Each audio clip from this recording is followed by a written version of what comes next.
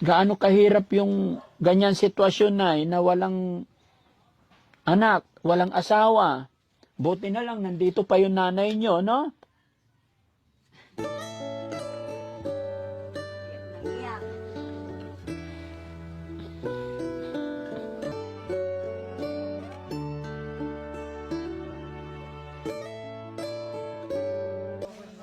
Morning po. Kumusta kayo dyan, Nay? Oh, pwede ba pumasok? Ay, sige, pasok tayo, guys. Ayan. Hello, Nay. Pangalan ni Nanay? Pangalan niyo po? Ubita po. Nanay Ubita. Ilan taon na po kayo, Nay? 75 po. 75. Ito po ang bahay niyo. Opo. Dito talaga? Dito talaga kayo natutulog? Ito po. Ah, okay. Po asawa niyo? Wala na po. Namatay na po? Namatay na po. Ilan ang anak niyo po? 10. Anak niyo 10? Opo. Okay. Sino naman po siya? Anak ko, sir. Ay, anak niyo siya. Po siya. 55. Tapos kayo, 75. Ano pangalan naman ni Nanay? Nora po. Nanay Nora. Kumusta po kayo? Mabuti, sir.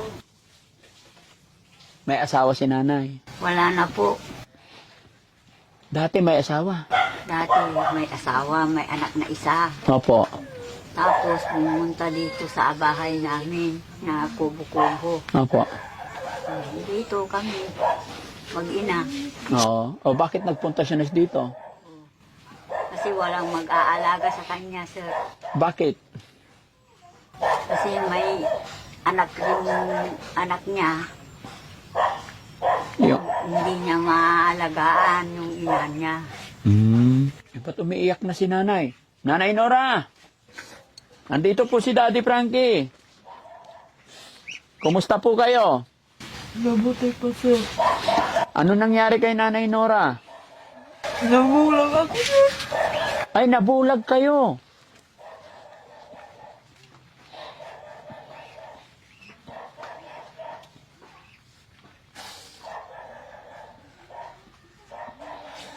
Ba't po nabulag si Nanay? High blood ka po, sir. High blood kasi. High blood, Nay? Opo. Ga- Na-stroke ako.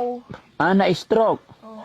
So, nung na-stroke kayo, nawalan kayo ng paningin, ganon? Oo. Matagal na po ba yan? Gaano na po kayo katagal na bulag? 1 taon na, sir. 1 taon na. Opo. Yung anak nyo, isa lang? Opo. Apat na anak. Nag-iisa ang anak ni Nanay. Pero, hindi ka naalagaan ng anak mo po. Bakit? Kasi apat na anak, sir. Eh, yung asawa nyo po, nasaan Wala na? na. Saan nagpunta? Patay na. Namatay. Pero kahit apat ang anak, dapat tulungan pa rin niya ikaw, Nay. So, yung nakalipas na bagyo, kung dito kayo natutulog, di ba umaanggi ito? Hindi ba basa kayo sa loob? Oo, pupunta dito ang tubig. Pupunta dito ang tubig. Di malamig. Opo. Eh kung magdamag maghapon kayo dito, magkakasakit tayo, sisipunin kayo.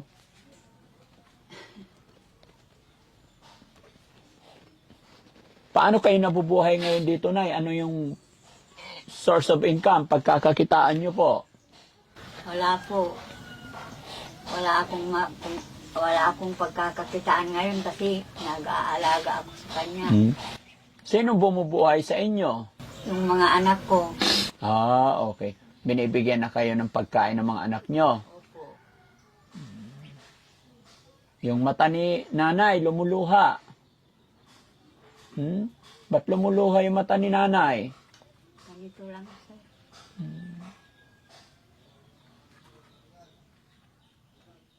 Buti na lang may mga anak pa kayong tumutulong. Kung minsan meron, kung minsan wala. Minsan meron, minsan wala. Opo.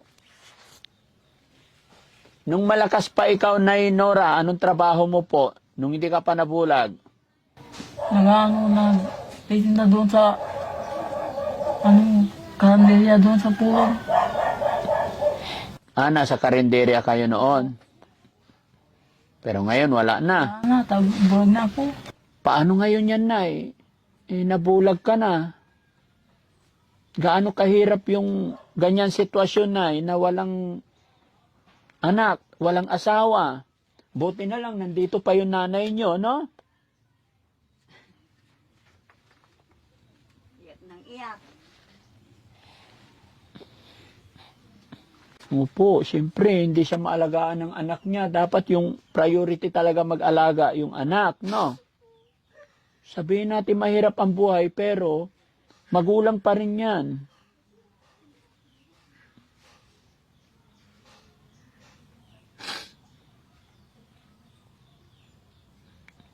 Nay, paano na po yung buhay nyo ngayon? Wala, sir. Iyak ng iyak si nanay. Iyak na lang nagagawa ni nanay.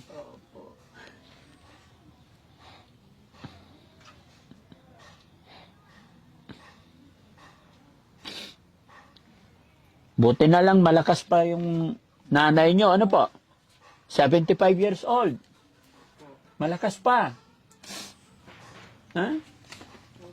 Mabuti na lang. Paano pag nawala na si nanay, wala na rin yung asawa nyo? Sino mag-aalaga kay Nanay Rona? Nora. Nora. Sino mag-aalaga sa'yo, Nanay Nora? Yung anak ko sa sir, kung wala na sila. Pag wala na yung nanay nyo. Dapat na, ano ba sabi ng doktor sa mata nyo? Hindi na ba po pwede? Bulag na talaga? Marami pala epekto yung pag inatake ka, ano? Pati mata. Pero yung paglalakad nyo, okay pa naman. Wala na, sir. Hindi ka na rin makalakad. Makakalakad, sir. Ha? Hindi ako makakalakad. Ganyan ka lang, nakaupo lang. Opo. Pero malakas pa yung kamay. Opo, sir. Pagkain nyo po, nakakain kayo na maayos. Hindi naman naapektuhan yung paglunok. Hindi. Hindi naman. Ang problema sa stroke, yung mata, Yung mata lang. tsaka paglakad. Opo. Ba't di nyo dinagdagan yung anak nyo? Isa. Sir. Bakit? Wala na, sir.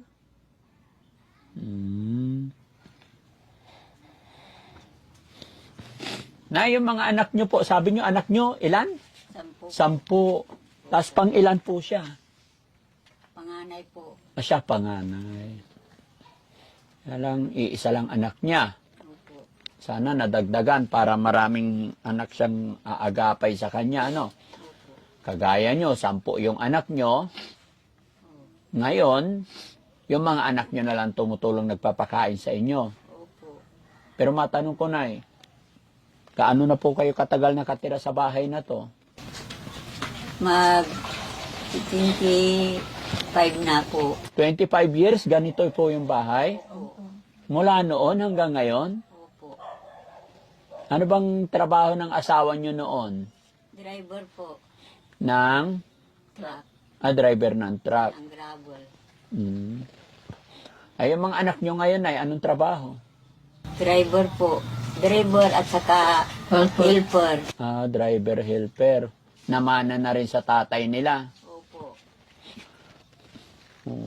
Talagang ganito lang yung buhay. Opo. Mahirap po ba ang buhay dito, Nay? Mahirap po. Gaano kahirap po? Bakit po? Hindi ba nakapag-aral yung mga anak nyo po? Hindi nakapag-aral din. Pero walang hindi nakapag-graduate. Bakit po? Walang pera po. Nay, sabi mo, almost 25 years na kayo na ganito.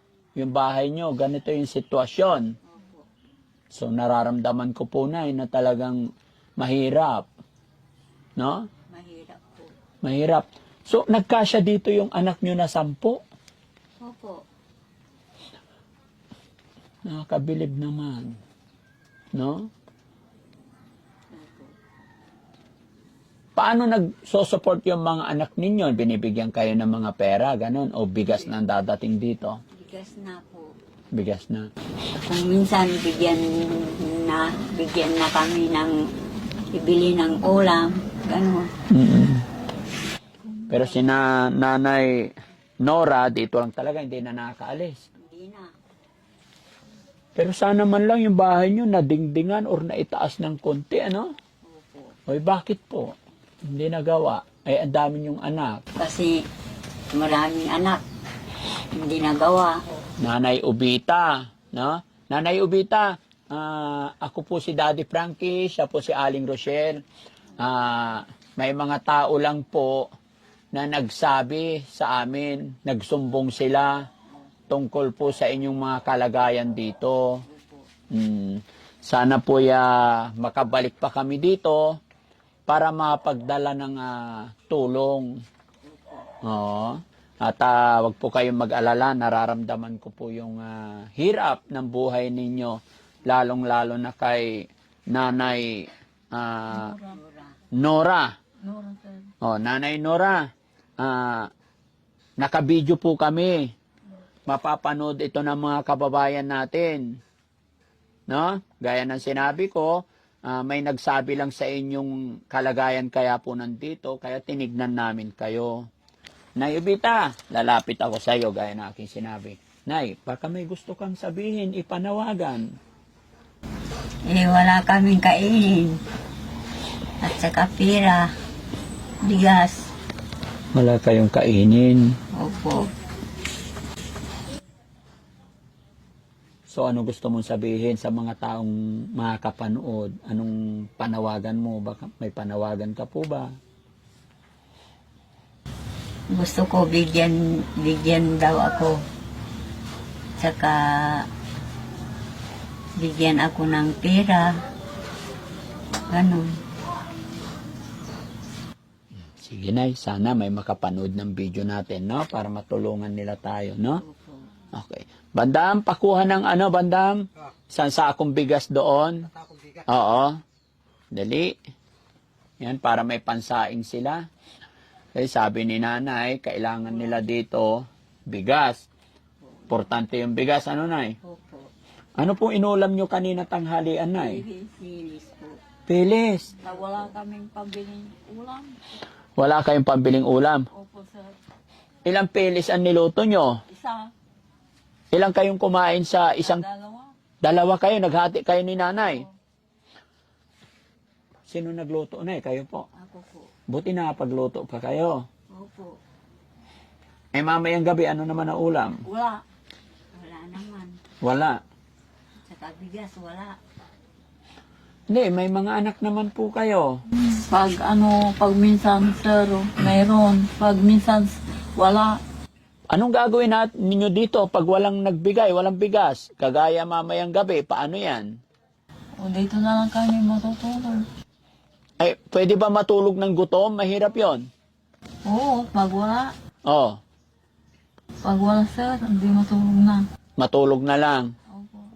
Kawawa naman. Ha? Opo, sir. Hindi, di ba may anak ka na Nora? Oh, Sir, nandoon, walang buhay yung asawa niya kasi nagkakasakit, sir. anak nyo po babae. Oo, Ah. yung lalaki, manugang. Manugang nyo. Paano na nga ba ganito't nangyayari? Mahirap ang buhay, lalong pahirap ng pahirap. Ano po? Opo, sir. Ano ba pwede natin gawin, Nay?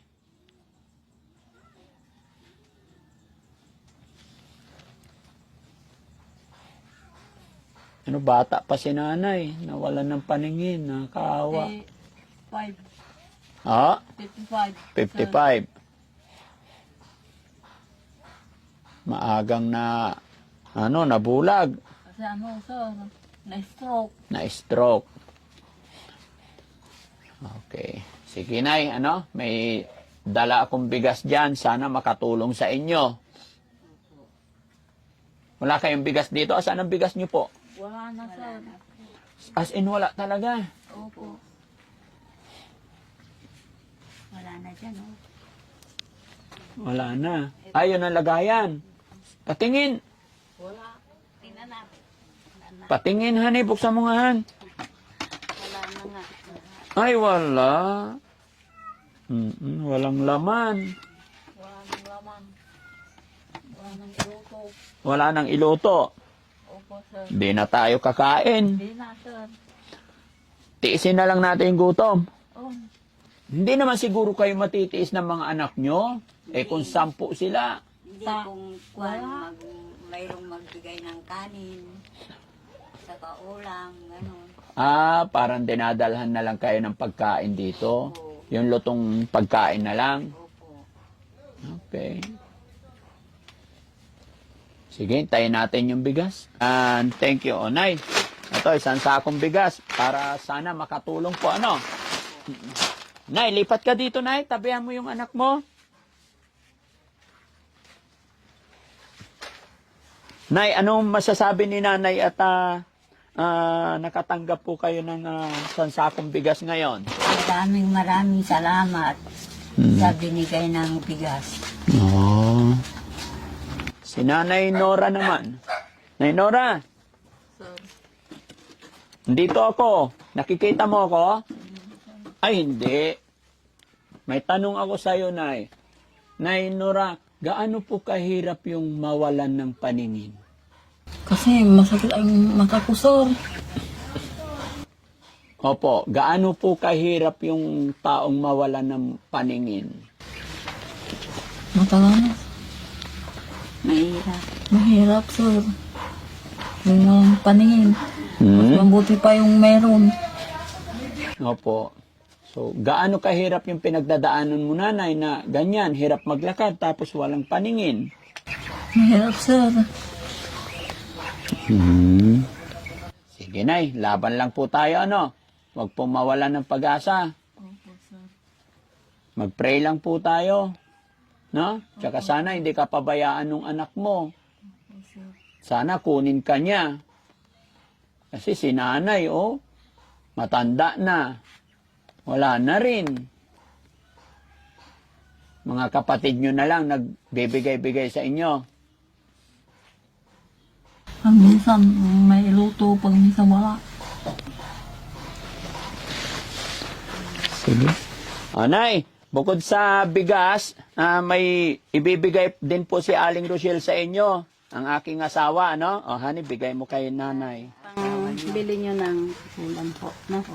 Ilahin natin na. 1, 2, 3, 4, 5, 6. Yan ay. Para may pang-ulam po kayo. Opo. Maraming salamat po, madam.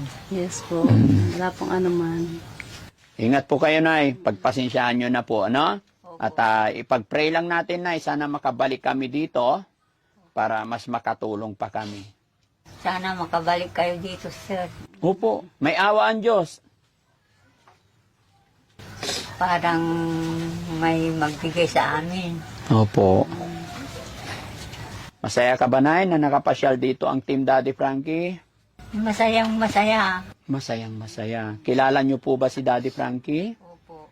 Paano niyo nakilala? Sa TV at saka radyo. Oh.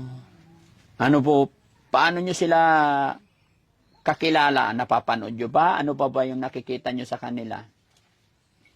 Magbibigay ng wala. Yung mahirap buhay. Nagbibigay sa mga mahihirap ang buhay. Nanay Nora, okay ka lang? Alis na kami. Salamat, madam, ha. Ano masasabi ni Nanay Nora?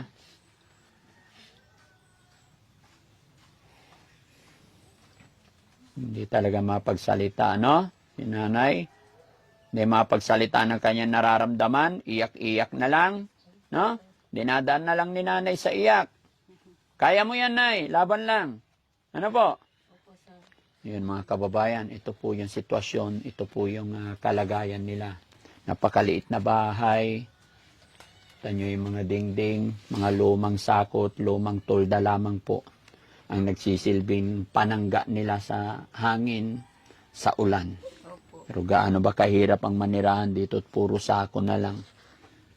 Pero wala tayong magagawa mga kababayan, no? Kundi talagang dahil sa kahirapan ng buhay, kaya talagang kanilang lalabanan, gaano man kahirap. No? Sabihin man natin si nanay, sinuwerte, dahil may 10 anak. Pero bakit hanggang ngayon naghihirap pa rin at hindi pa rin pinalad yung kanyang mga anak? No? Opo. Bakit, Nay? Kasi walang nagagraduate sa amin. Walang nakagraduate sa mga anak mo. Wala. Grade 6 lang. Puro grade 6 lang. Opo. So, ibig mong sabihin ay kung nakapagtapos sana sila ng pag-aaral, no? Opo. So, talagang kailangan pala talaga na yung makapagtapos ng pag-aaral, no? Opo. Nay, nakabidyo po kami, Nay. I-upload namin ito. May mensahe ka po ba sa mga bata na para pagpatuloy nila yung pag-aaral nila para guminhawa ang buhay? Opo. Kayong mga bata na nag-aaral, mag-graduate kayo para matutulungan nyo yung mga nanay nyo.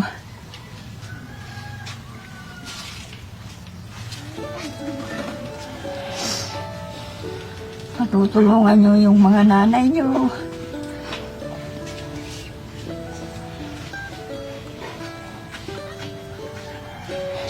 Ramdam ko si nanay, mga kababayan.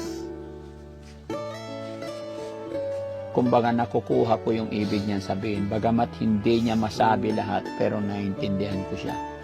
Gustong gusto niyang matulungan siya ng kanyang mga anak. Pero hindi niya masabi. Dahil ayon sa kanya, hindi nga sila nakapag-aral. Hanggang grade 6 lang daw. Napapaiyak na lang siya. Nay, huwag ka pa rin mawala ng pag-asa. Ano po? Mag-pray ka pa rin. No? Ibali, Nay, alam ko mahal na mahal ka ng mga anak mo. Alam ko hindi ka po pababayaan, no? Hindi kayo pababayaan.